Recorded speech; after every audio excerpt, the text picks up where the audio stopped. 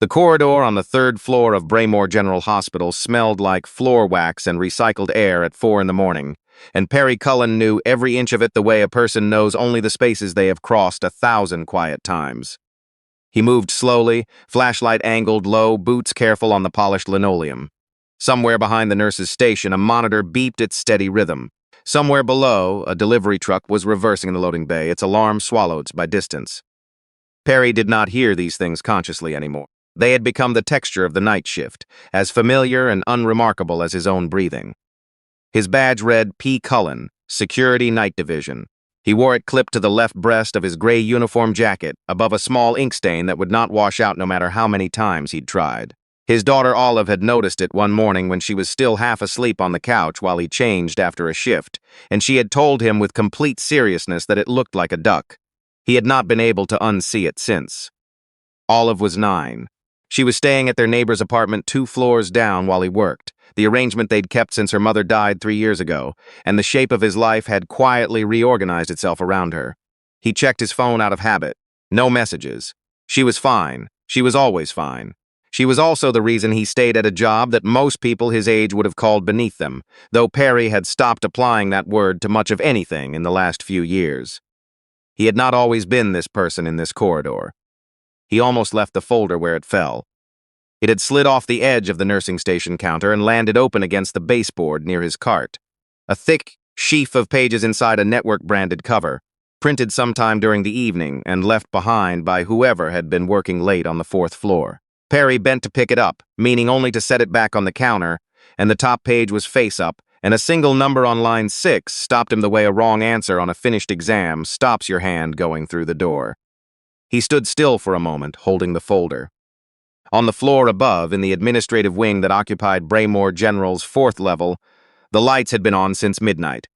Through the frosted glass of the boardroom, figures moved against bright fluorescence, shapes that suggested urgency without revealing specifics. Perry had noticed them on his earlier pass through that floor. He had thought nothing of it. Hospitals had crises constantly. Tonight happened to be the night the Braemore Health Network was preparing to sign away its independence. Verity Holbrook, the network's CEO, had flown in from Toronto on an evening flight. She had barely sat down before the papers were laid in front of her. 16 months of declining provincial health transfer payments, escalating operational shortfalls. A debt picture that her CFO, Brennan Taschert, had assembled across 4 separate presentation decks since the summer, each one more certain than the last that Braemore General could not survive independently. The offer from Stratford Meridian Health Partners, a private equity consortium with facilities in 4 provinces, was the lifeline her board had voted to accept. All she had to do was sign by morning. Verity had the pen in her hand when the knock came at the boardroom door. It was tentative, almost apologetic, not the knock of someone who belonged on the other side of executive glass at 4 in the morning. She looked up. Through the corridor window, she could see a man in a gray security uniform standing with his hands still raised. He had a folder in his other hand. He looked like he was deeply reconsidering whatever had brought him to this door. Brennan Taggart, sitting to her left, did not look up from his phone. Tell whoever that is to go back to their floor. Verity had spent 15 years learning when to listen to Brennan Taggart. She had also spent 15 years learning when not to. She pushed her chair back and opened the door herself. The man outside was about 35, maybe older. She couldn't tell in the corridor lighting. His uniform was clean, but his eyes showed the specific kind of tired that doesn't come from one late night. The badge on his jacket said P. Cullen. "I'm sorry to interrupt," he said. He did not look entirely sorry. He looked like a person fighting their own instinct to turn around and walk back down the hall. "I found this near the nursing station. It was open when it fell, and..." He stopped. Then started again. "There's a number on the first page. I think it's wrong." Taggart looked up now. Security doesn't read financial documents. The words were flat, not even bothering to be unkind. Just dismissive in the way that powerful people dismiss the furniture when it unexpectedly moves. Verity studied the man in the doorway. "Which number?" Perry held out the folder carefully. "The provincial health transfer figure. Line 6. If that's the Q3 revised transfer for amount, it doesn't match what the Ministry of Health posted in the consolidated schedule last month." He hesitated. "I know how that sounds." Taggart set his phone face down on the table. "It sounds like someone who mops floors and checks fire exits is telling us our CFO made an arithmetic error." "I didn't say that," Perry said quietly. Verity reached out and took the folder. She looked at the number. She was not a financial analyst, and she knew it. She had always relied on the people she hired for that kind of precision. But something in the quality of the man's stillness made her pause before handing it back. She looked toward the junior financial analyst who had been working quietly at the far end of the table. For the past 3 hours, a young woman named Darcy Osei, who had joined the network 8 months ago and still took notes by hand in a green notebook. Darcy, check this against the ministry schedule. Taggart stood. Verity, we have a signing window. Stratford Meridian's legal team is on a call in 40 minutes. Darcy, Verity said again. Darcy was already opening her laptop. The room held the specific silence of people waiting for an outcome they cannot predict. Perry stood near the doorway, not entering, not leaving. He was thinking about Olive asleep at the neighbor's apartment downstairs, and about whether he still had a job after this, and about the number on line 6 that had stopped him in the corridor. That visceral recognition of something that should not have passed review. Darcy's typing slowed, then stopped. The ministry's consolidated schedule, she said without looking up, shows a revised Q3 transfer of $4.7 million for Braemore General. She scrolled. This document shows $3.2 million. Taggart moved quickly. That's a preliminary figure, pre-revision. This document is dated November 14th, Darcy said. The ministry posted the revision on October 28th. The room changed. Not dramatically, there was no gasp, no collision of voices. It changed the way light changes when a cloud shifts, the same shapes, but suddenly different in their shadows. Verity looked at Taggart. Administrative lag, he said. His tone was still confident, but the confidence had stopped being easy. Now it was working. These things take time to propagate through the model. Pull the model itself, Verity said to Darcy. Darcy opened the external drive Taggart's team had provided. She found the file, opened it. And then Perry, still standing in the doorway, said almost to himself, "The transfer figure feeds into the operating shortfall calculation." Darcy checked. Her expression did something careful and controlled, like a person deciding how to hold something very hot. "Yes," she said. "It's a direct input. If the transfer number is wrong by $1.5 million, then the shortfall looks worse than it is," Verity finished. Taggart set both palms flat on the table. "This is one line in a 40-page model. It does not." "Check the other transfer lines," Perry said. Darcy was already doing it. The next 8 minutes were quiet except for the sound of typing, and at one point a second analyst named Yusuf, who had been summoned by text and arrived still pulling on his jacket, opening a second laptop across the table. What they found was not one misaligned figure. It was five provincial transfer payments across 3 fiscal quarters, each drawn from an earlier data source rather than the revised ministry schedule, each making the hospital's revenue position appear weaker than it was. Together, they amounted to $7.1 million in understated income. Verity set her pen down.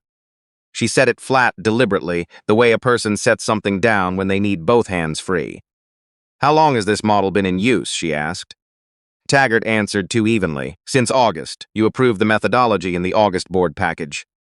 "I approved a methodology," she said, "not specific data sources." She turned to Darcy, who inputted these figures. Darcy hesitated. "I'd need to check the edit log." "Check it." Taggart straightened his jacket. "Verity, running a forensic review of our internal model based on the observations of a night security guard is not." "His name is Perry Cullen," Verity said. She did not say it loudly, "and he's been standing in that doorway for 20 minutes while you've been telling me he's wrong. He isn't wrong." Taggart went quiet for a fraction too long. Darcy opened the edit log. She read it once, then read it again.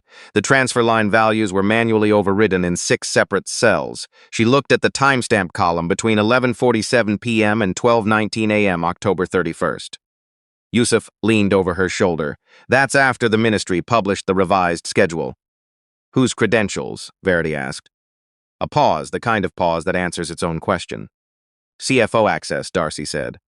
Nobody moved. The ventilation system kept humming. Somewhere 3 floors below, a monitor kept its patient rhythm. Brennan Taggart looked at the wall for a moment.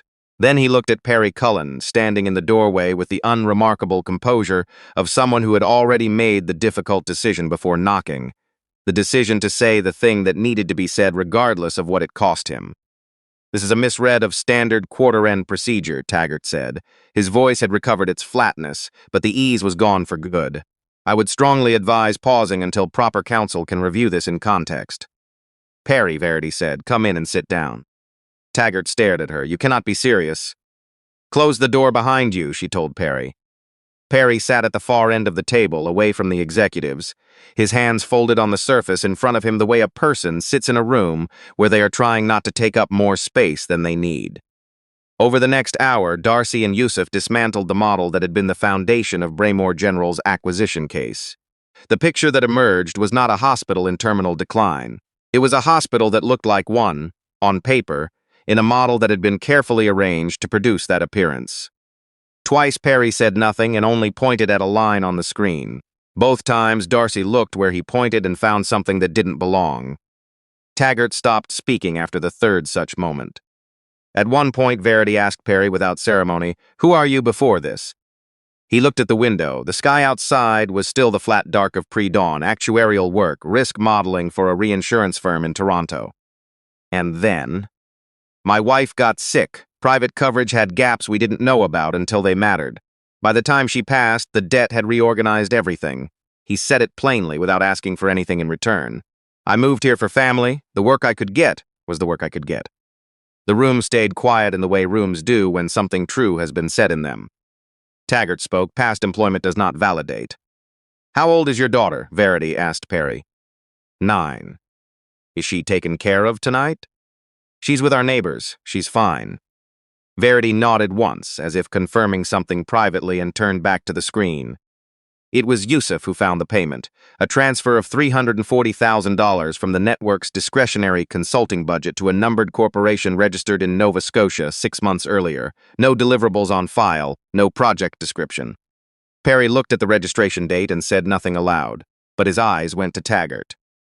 Darcy found the connection 2 minutes later. The numbered corporation shared a registered agent with the company that had filed the initial acquisition interest on behalf of Stratford Meridian Health Partners. Verity stood. She did not move for a moment. She simply stood, looking at the screen, the way a person stands when they are deciding how to hold something much heavier than they expected. Then she picked up the signing documents. She looked at them for the length of one careful breath. Then she placed them face down on the table. Call our liability counsel, she said to her assistant, who had appeared at the boardroom door at some point during the last hour. Not Taggart's contacts. Ours. Tell them to come in now. Taggart rose from his chair. Verity, this is a significant overcorrection based on. Brennan, her voice did not rise. It simply became a different kind of voice. Stop talking. He stopped. She looked at Perry. I need you to stay a little longer. He glanced toward the window. Thought of all of waking up and not finding him. Thought of the school form he still hadn't managed to submit because every week had another thing in it that crowded out the smaller things. My daughter, he started. My assistant will call the school when it opens, Verity said. She said it simply, without making it feel like charity. Is there anything she needs before then? She's fine, Perry said, and then, because she had offered without performing, thank you. Outside legal counsel arrived at 5:30. Taggart remained in the boardroom but no longer spoke voluntarily. The acquisition documents stayed face down. Stratford Meridian's team, waiting on a call in a Toronto office tower, was told there would be no signing and that further communication would come through counsel. By the time morning shift nurses began arriving for handover, the story moving through the building in fragments and whispers was not the story anyone had expected to tell. Elevators filled with people who spoke more carefully than usual. A porter who had worked at Braemore for 11 years stopped Perry in the stairwell at 7 in the morning and asked him directly what had happened up there. Perry said, someone made a mistake, and then someone else tried to make sure no one noticed. The porter looked at him for a long time, then shook his hand without saying anything more. At 8:30, Verity Holbrook stood before the full board of the Braemore Health Network. She did not ask them to take her word for it. She showed them the model, the corrected figures, the timestamps, the consulting payment, the registration documents linking the numbered corporation to the acquiring firm. She showed them what had been arranged, and by whom and what outcome that arrangement was designed to produce. The vote to suspend the acquisition process was unanimous. The vote to place Brennan Taggart on immediate administrative leave pending investigation was 7-1, with one abstention from a director who had arrived late and who looked by the meeting's end like he understood exactly what his abstention now said about him in the record. Taggart was escorted from the building through a side entrance. Perry was not the officer assigned to the escort. He was sitting in the small office adjacent to the boardroom by then, where Verity had asked him to wait. drinking the first hot coffee he'd had all night out of a paper cup, careful not to spill it on the chair. When Verity came in, she set a folder on the desk between them. Not the financial model, something new. "I'm not doing this to make myself feel better about tonight," she said. She sat across from him with the directness of a person who had spent years in rooms where careful wording served as camouflage and had decided not to use it now. "I'm doing it because we have a gap in this organization, and you just demonstrated exactly the skill set we've been paying someone else to pretend they had." The folder held a job description: Senior Risk and Compliance Analyst, Braemore Health Network. Perry read it slowly. "I can't work executive hours," he said. "What hours work for you?" "I pick Olive up at 3. If she's sick, I leave. No advance notice required." Verity nodded. "Done." He looked at her carefully. "You agreed to that very quickly." "I've been running this network for 4 years," she said. "I know what we lose when we make it impossible for people to do good work and also have a life. I didn't know it as clearly as I do right now at 6 in the morning, having almost signed away this hospital because I trusted someone I shouldn't have." She paused. "What else?" Perry set the folder down. He looked at the window, where November light was beginning to gray the sky over the rooftops. Night shift security. Lowest paid staff in the building. Several of them are working 2 jobs because the benefits package doesn't adequately cover dependents. Verity said nothing. She was listening. "Fix the benefits tier," Perry said, "this budget cycle, not eventually." "All right.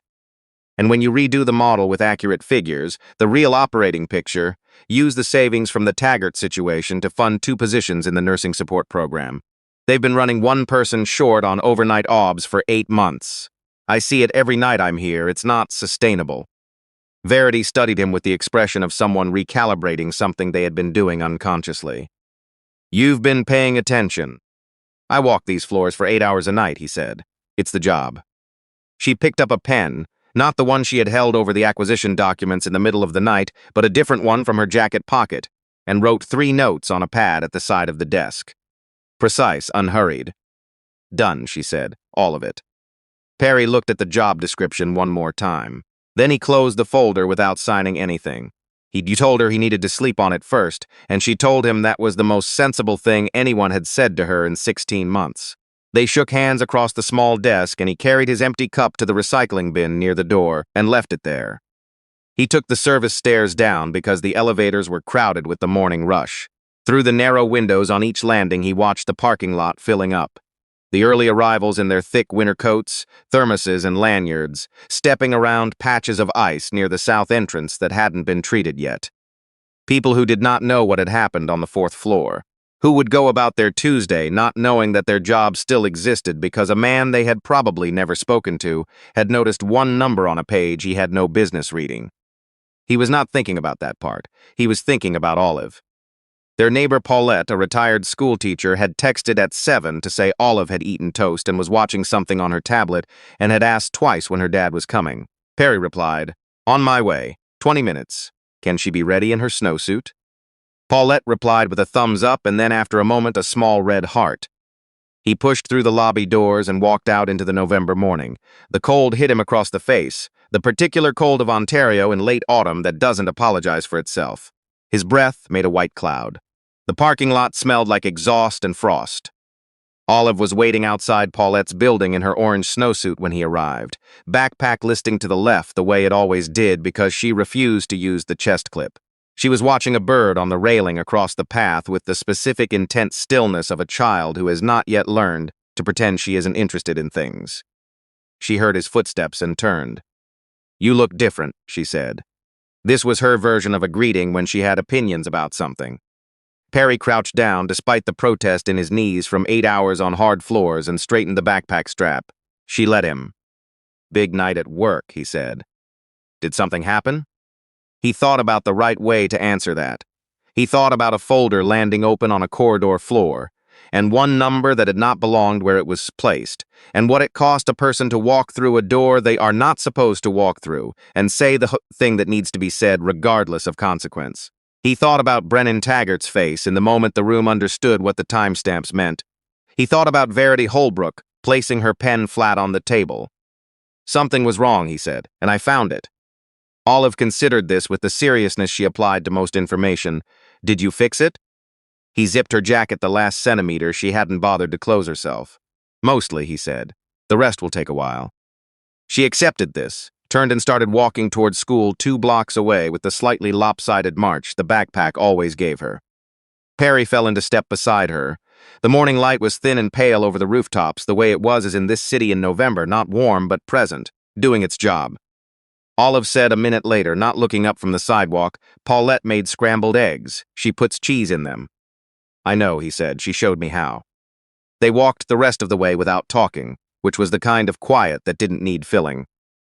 Perry kept his hands in his pockets and his eyes on the path ahead and thought about nothing in particular, the way a person thinks when the difficult thing is behind them now, and the morning is just the morning.